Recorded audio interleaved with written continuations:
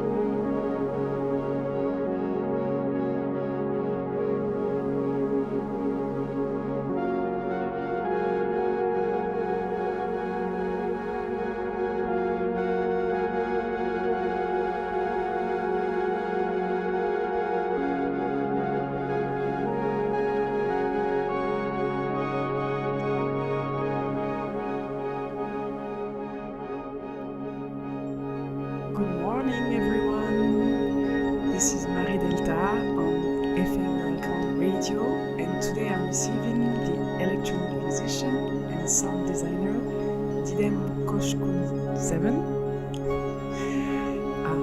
Hi, Didem. Hi, Marie. Thanks for having me. Stay tuned. We'll be here for maximum 2 hours. This is Emily Sprague, Chasing Light.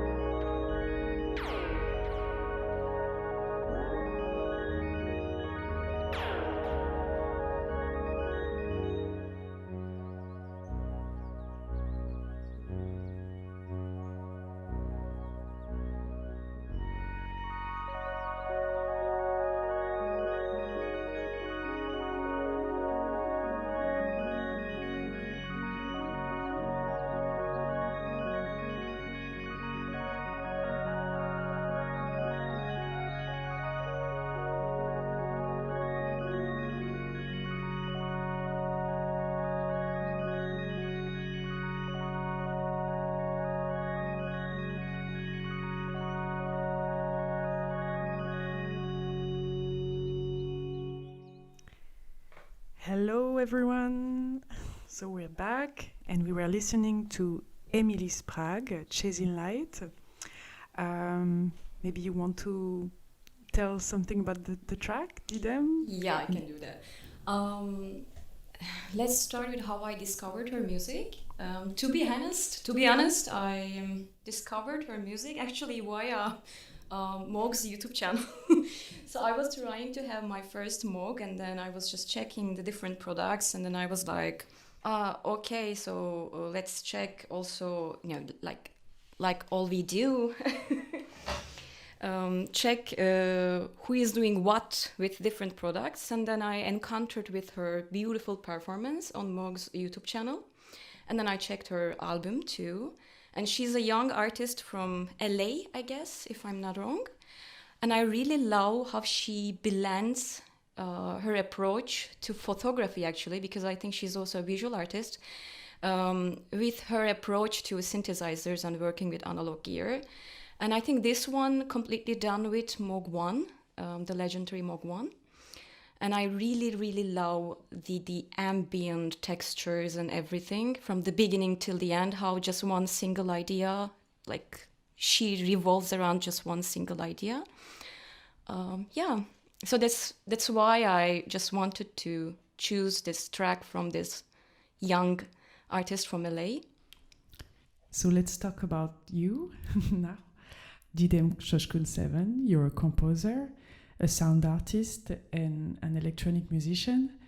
You're from Istanbul, Yes. now based in Berkeley, California, where you're doing your PhD in music, and temporarily in Paris for a year, working with EfferalGang for a year or two, maybe.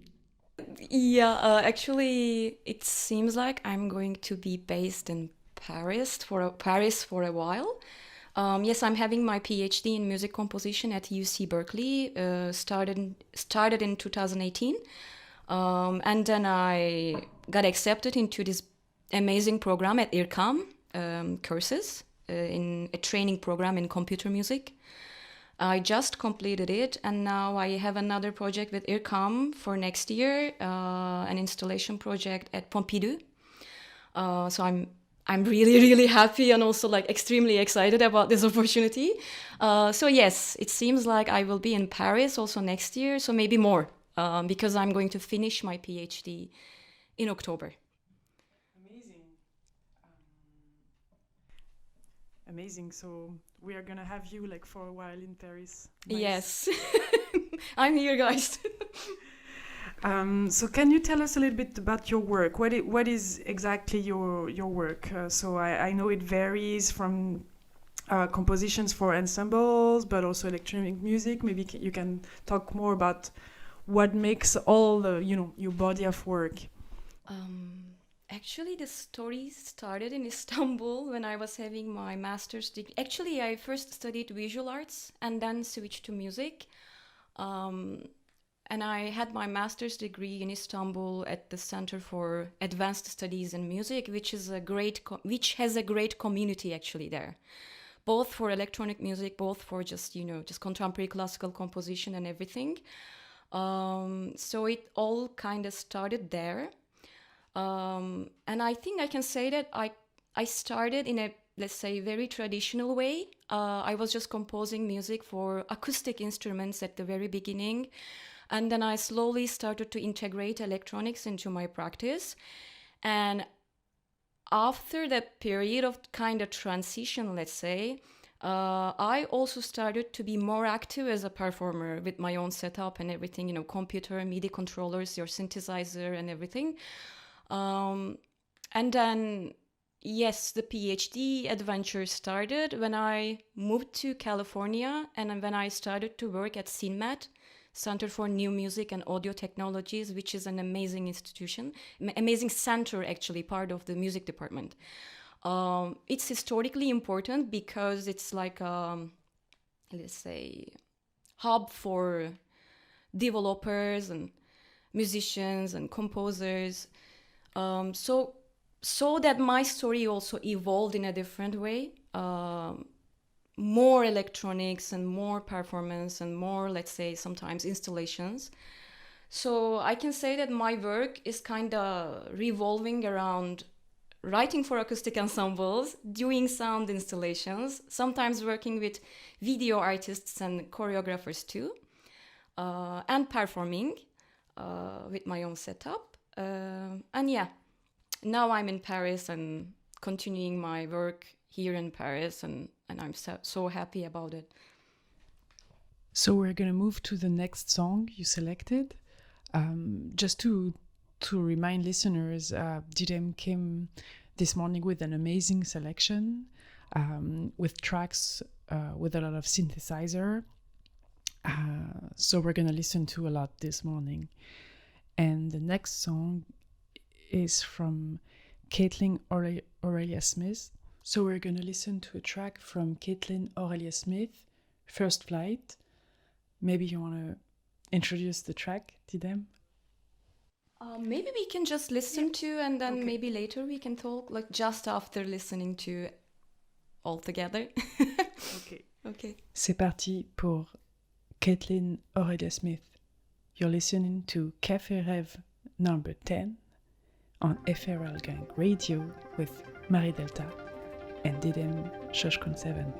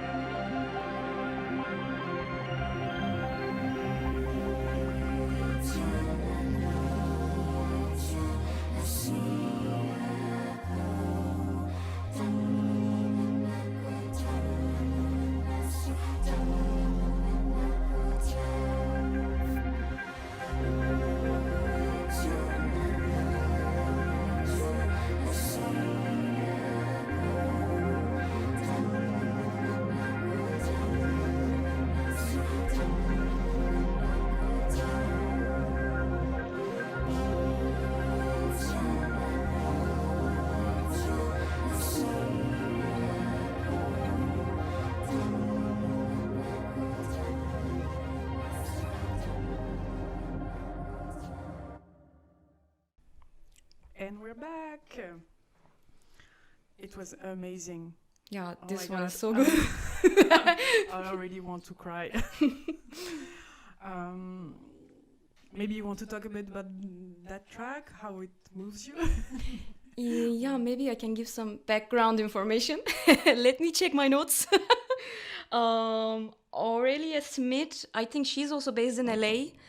We are continuing from still California. And I think in this album, this is a track from Ears. I think this is her latest album, if I'm not wrong. And she's really beautifully blending the power of the synthesizer, and I think it's Bukla, if I'm not wrong, with a nice vocal arrangement. This is, I think, why I kind of wanted to, play this one. And I think before coming here, I just read her interview in Pitchfork. And I think she says something like, especially the album and these tracks, like First Flight, like this one, she says it was intended to feel like life-death cycle. So this is the, let's say, concept for her. Yeah, I mean, it's just really, really moving, this one. And a very, very nice composition. Yeah, we were listening with headphones, and there's a lot of movement in the track. From one ear to Exactly. another. So let's talk a little bit more about your background. You're coming from Istanbul, Didem. You lived in Berkeley. Now you live in Paris. You lived in different cities, and I wanted to know how Istanbul shaped you as a musician, and now what do you think about Paris and how Paris is inspiring you as a city? But first, Istanbul. First Istanbul, okay. I'm trying to summarize the whole story. I think the common thing, okay, like Berkeley, Istanbul, or Paris, whatever, it's the friendship. I think it's the friendship one can have, and let's say all the things that can grow from friendship between artists. This is, I think, the most important thing, whether you go to Paris, whether you stay in Istanbul. And also my practice kind of evolved around the academy for years. And I must say that in Istanbul, especially MIAM, it's the Center for Advanced Studies in Music at Istanbul Technical University. And really, as I just said, before the track we listened, the community that I had there, and all the professors and all the people that I worked with or collaborated with, I think this is how my story kind of, let's say, grew in Istanbul. And then, okay, I moved to Berkeley, but is there a big electronic scene in Istanbul, or it's more like in your circle of friends that you? I think there is a strong community around free improvisation, and yes, electronic music too. There's a very strong scene, and also actually there is a very strong jazz scene, I must say. But before, I think I'm mostly talking about the time before I moved to California. And after 2017, I little bit because I changed place. And I'm still in touch with many of the artists from Istanbul or different cities in Turkey. But I think I cannot tell more about what's going on recently, unfortunately, because I'm not physically there. But yes, exactly. There's a very strong scene around different neighborhoods like Kadıköy or Beşiktaş or, Beyoğlu, all these neighborhoods. And there are amazing musicians still performing and still doing amazing stuff. And now Berkeley. Oh, yeah, okay. In Paris. A very different story, Berkeley. Oh, Where should I start from? The first thing I think maybe I should share with you, it's totally different. The vibe is different, everything is different because it's a different country, it's a different world. And it just really, really helped me to see other possibilities, let's say, being in Berkeley, being around the Bay Area, being around Stanford or being around UC Berkeley community. And I learned a lot because I was also teaching. I really, really learned a lot of different things. This is the first thing that I must, in terms of music practice. Because it's a historically important place, like from the, like, it's a hot exactly, it's a hot spot. Like, even like, maybe I should say this, like, when you first move to there, you are, okay, I'm going to, you think like, okay, I'm going to just have my PhD. And then because you start to build a life there, you meet other people, you meet other artists, and you slowly get in touch with other people outside of the academy. And I also got a little bit involved in the electronic music scene and art and technology stuff in San Francisco. It's like, it was an eye-opening experience for me, not an exaggeration, really.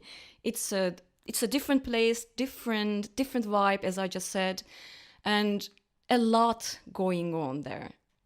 And it's just every day you catch different thing. you just realize different things, and yeah, I think I can just summarize it as a very eye-opening experience. Okay, so let's continue to open our eyes with Caterina Barbieri. Oh, I just forgot to say something about Paris. I love Paris. Yeah, you want to... Yeah, please add something about Paris. Yeah, I mean, because it was just all the curfews and quarantine when I arrived here, so I just slowly started to be part of the city as a musician, and it's just, oh my God, we can talk about it a lot, but let's just say I love being here.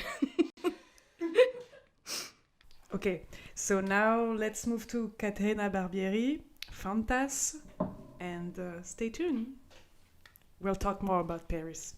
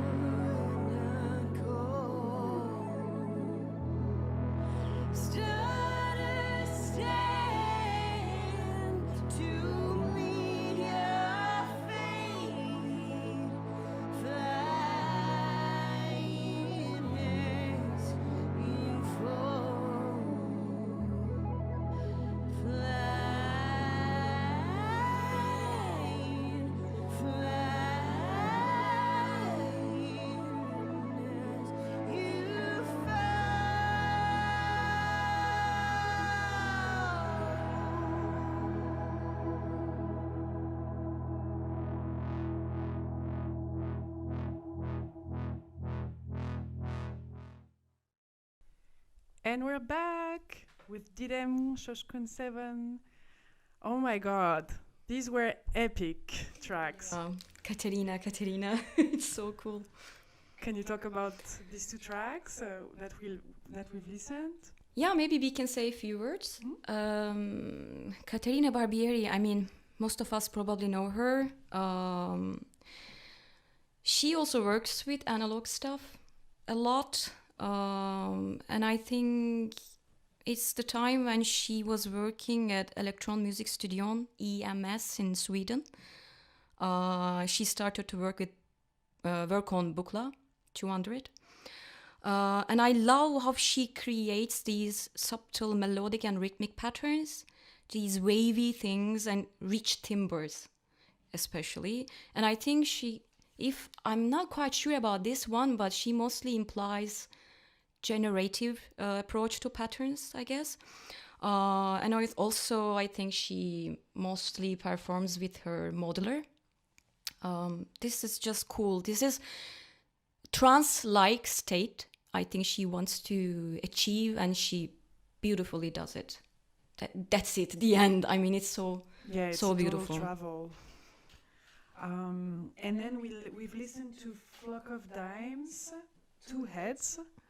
Do you have something to say about them? Yeah, Jan Wassner, her name, and she works under the name of Flock of Dimes. This is the live performance again from Mog's YouTube channel, but this is the track from her album Head of Roses. But I chose the live version, which she performs on 2 Moog matriarchs. And she really takes advantage of the Moog matriarch, like creating rich, evolving chord patterns. And this piece, I chose this one because it beautifully blend a nice backing vocal arrangement and, analog synthesizer and cello. And it's a nice example, I think, in terms of blending acoustic instruments and synthesizers and vocals. A nice song arrangement, which I like. That's why I just put it in the list. And next we're gonna listen to Susan Ciani, and before launching Susan Ciani and talk a bit about her, I read an article recently about women in electronic music, saying that now that there's kind of this sort of fetish image of women with machines that is like a lot on the internet, and all this discourse about like the women pioneers, that like the exceptions, and I wanted to know more about your input, about that kind of thing with like this image of women like working with machines. I just wanted to know how you position yourself in relationship to that, and what are your thoughts? What do you think? It's a little bit complicated, right? Yeah. Sometimes I don't know how to approach this topic, or sometimes I'm really lost what to think about it, because visibility matters. It's important that hey, we are here, we are doing this. But at the same time, it's sometimes just a marketing thing that I really don't like and a little bit disturbing. But again, visibility matters. I'm confused. That's why, it was an article in the last edition of this review, Audimat, by Frances Morgan. And it struck me because I've been always enthusiastic at looking at these images, and there's this film also that went out about women in electronic music, and it's so stimulating as a woman playing music.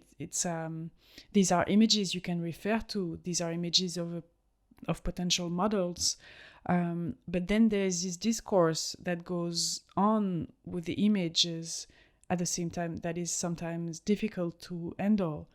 And that's why like this article was super intelligent in the fact that it was saying that these images are great, but let's not erase the fact that there's a history of discrimination and rejection of women in the music scenes. And it was more saying, let's not forget that. I think you just well summarized it. Yeah, there is unfortunately there is, how to say, like blood and tears behind.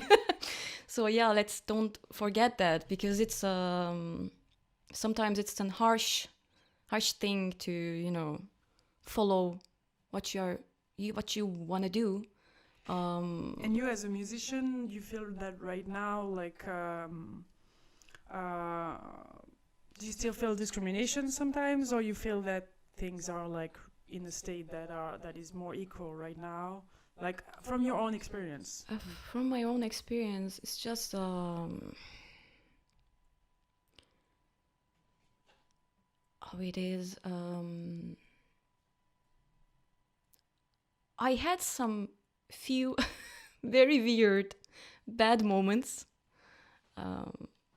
especially when I was working with some other, let's say, so-called established, so-called experienced people in some workshops or or some festivals. Yes, like everyone, I think, whether female or male.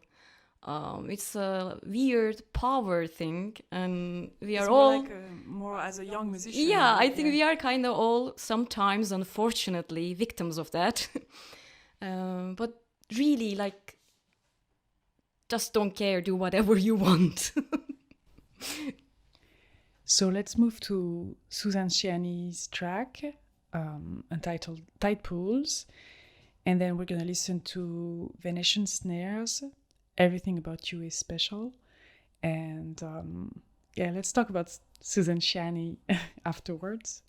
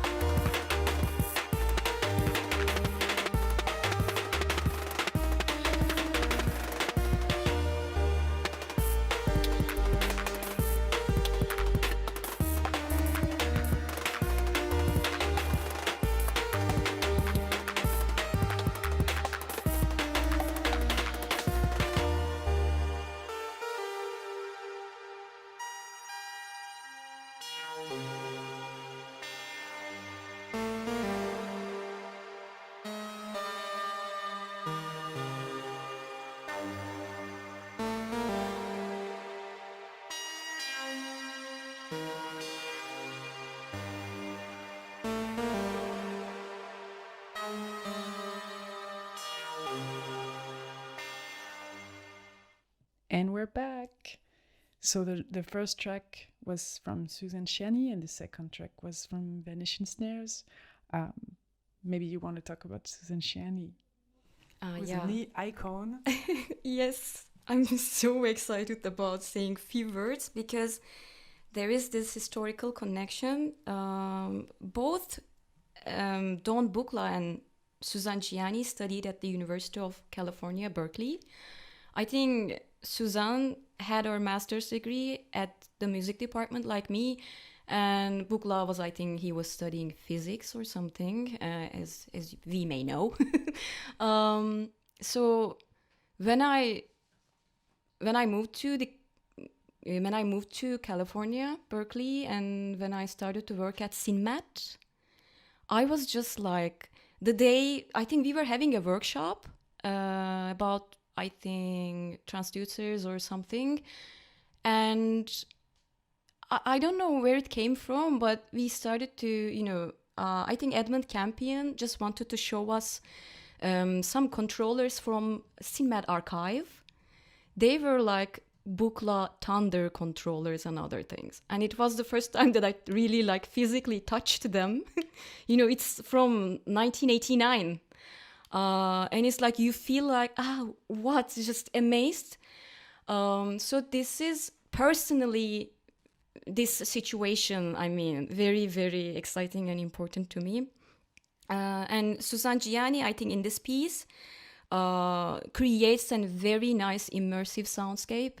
And she does it okay, it's a technical stuff, but she does it with, okay, Moog 1. On Moog 1, I guess, and also combines with, again, her, her instrument Bukla, that we know her with Bukla and what she does on it.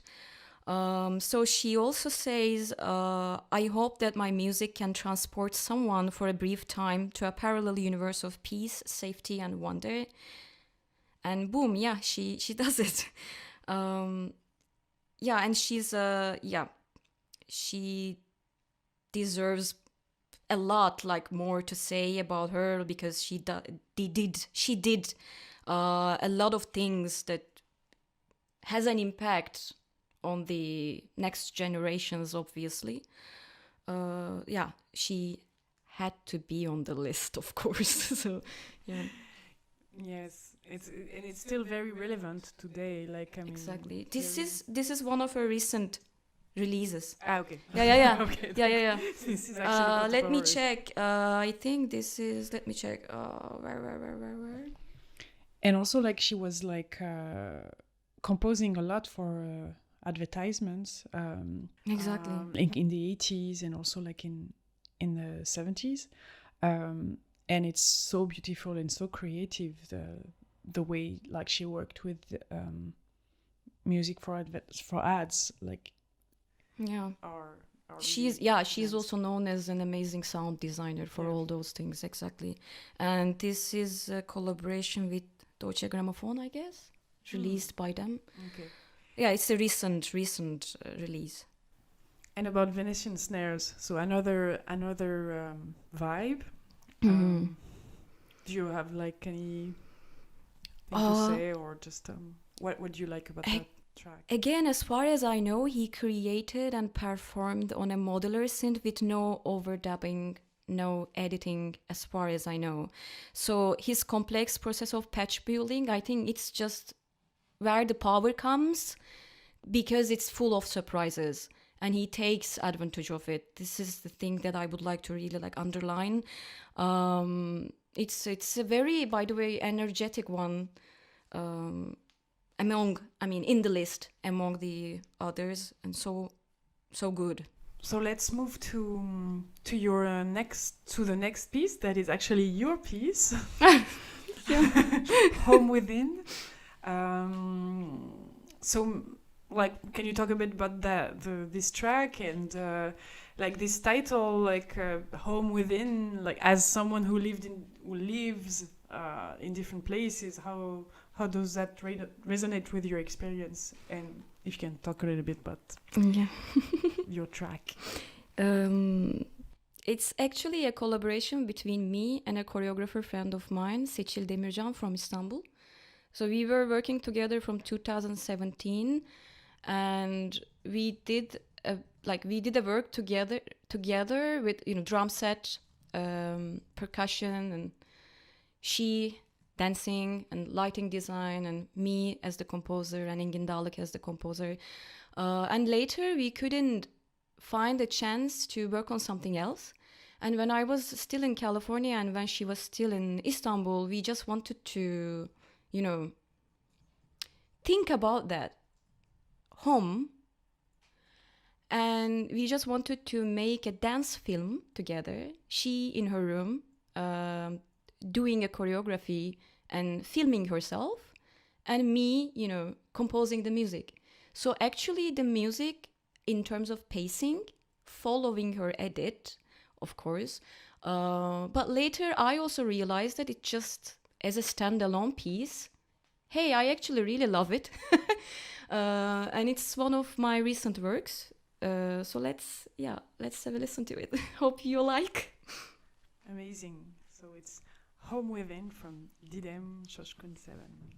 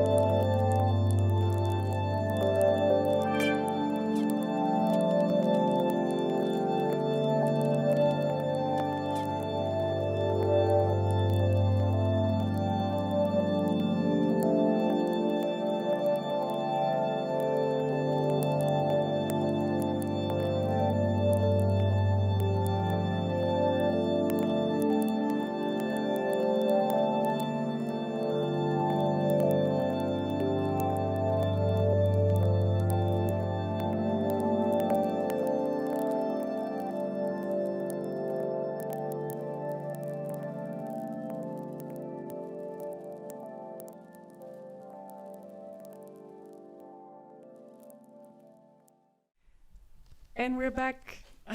It was amazing. Oh my God. How did you compose it? With just give us some. With which material, like equipment? I'm so curious. I think the first thing that I maybe need to mention that because I'm kind of following her pacing, following her edit, so she was kind of giving me also kind of the form. So I think it's important to mention.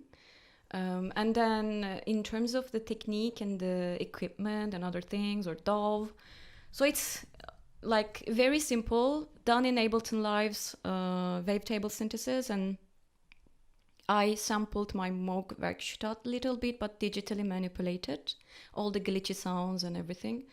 So this is basically work done with the combination of digital and analog.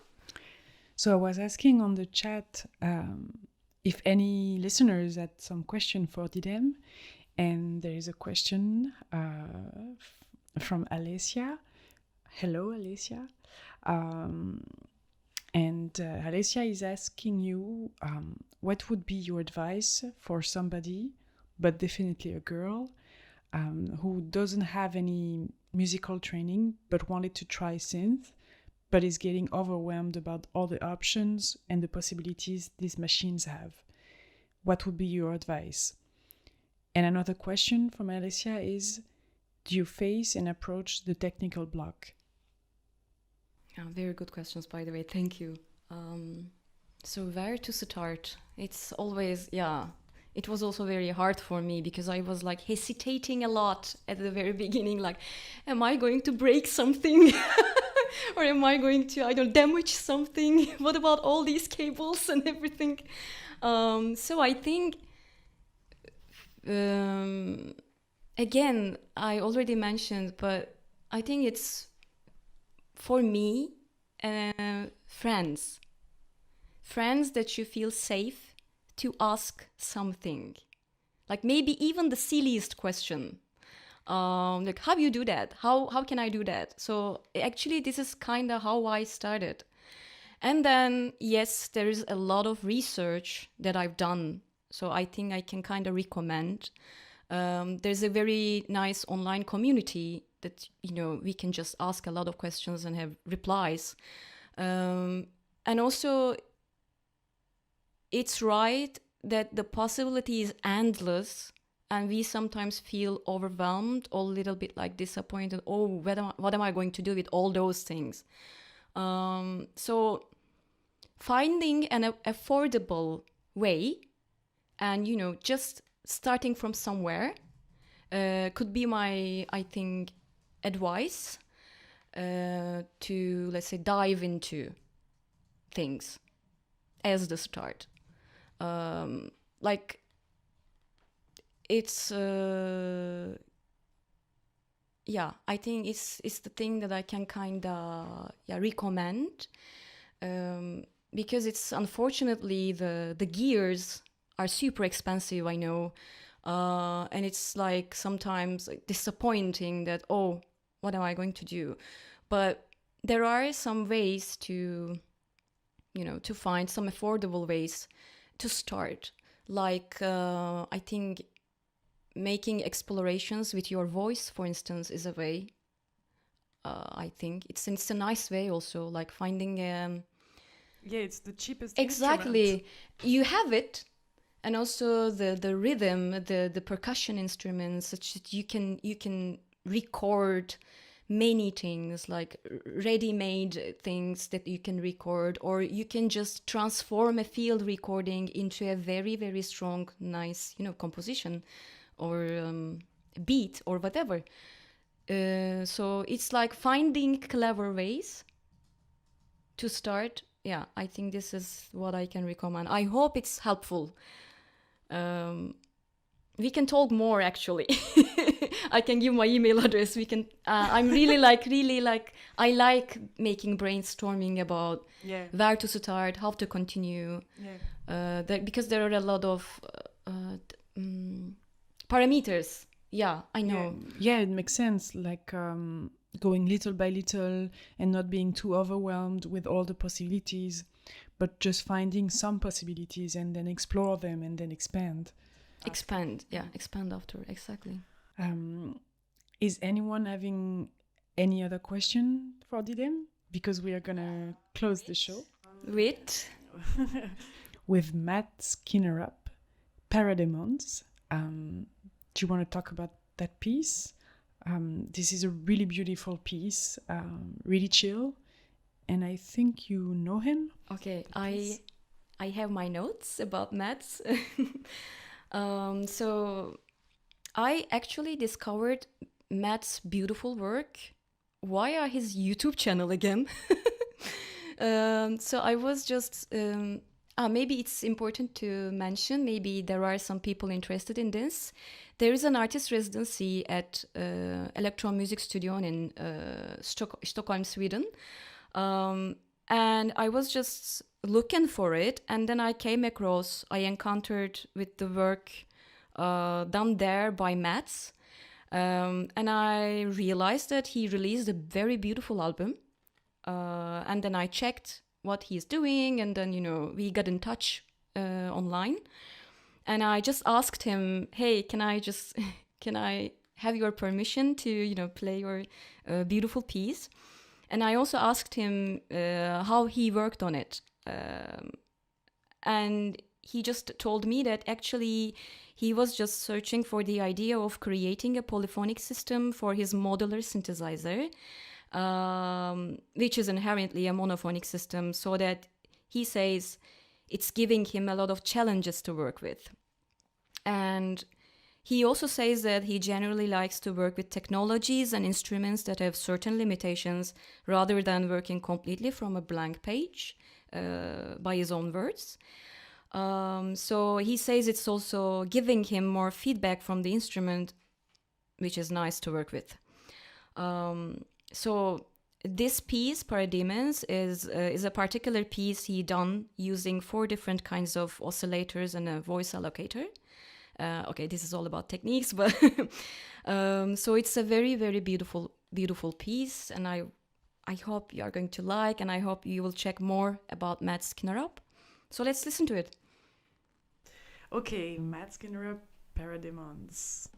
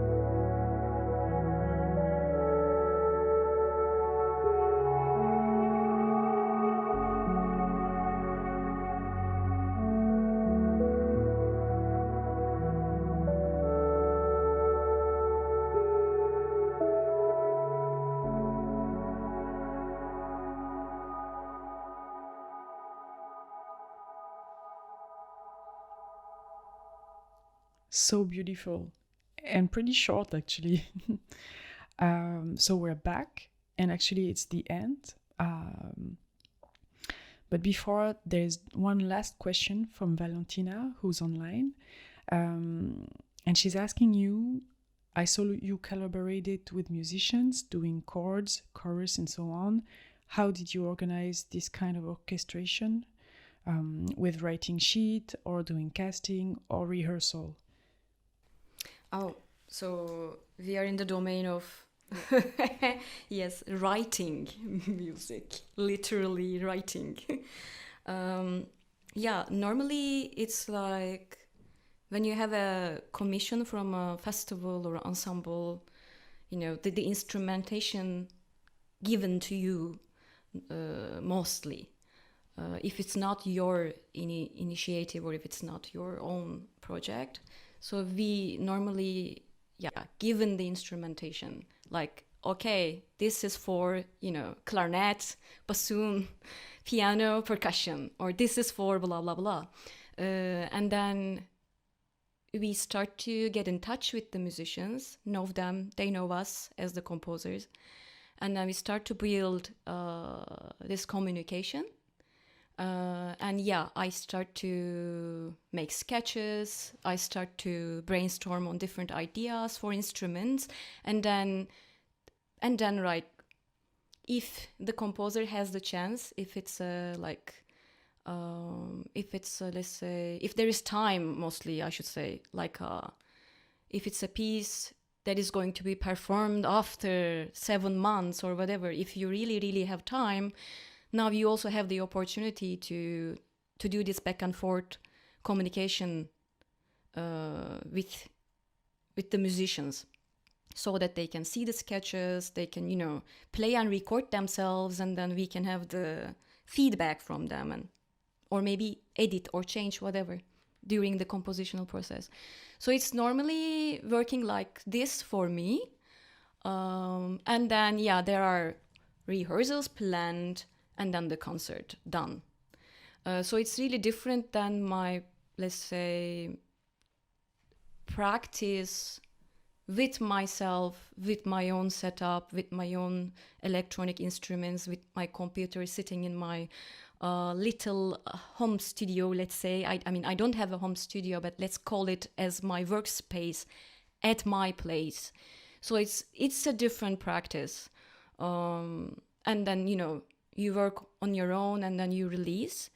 But this is another practice that mostly festivals or some other organizations reach to us as the composers. And we write the music, we extract the parts, we send the PDFs to them, and then they work on the sheet music, yes. But if the composer is also integrating electronics as the fifth element, things get more complicated. Things get more complex. Yeah. And do you have any next show to announce, or any activity, any show in Paris coming soon? I hope. I only have just one concert coming soon in Germany in October in Donaueschingen. As part of Donaueschingen Musiktage for Ensemble Nickel. But I really, really would like to perform in Paris very soon. And we just had a concert as part of the courses program at IRCAM in June.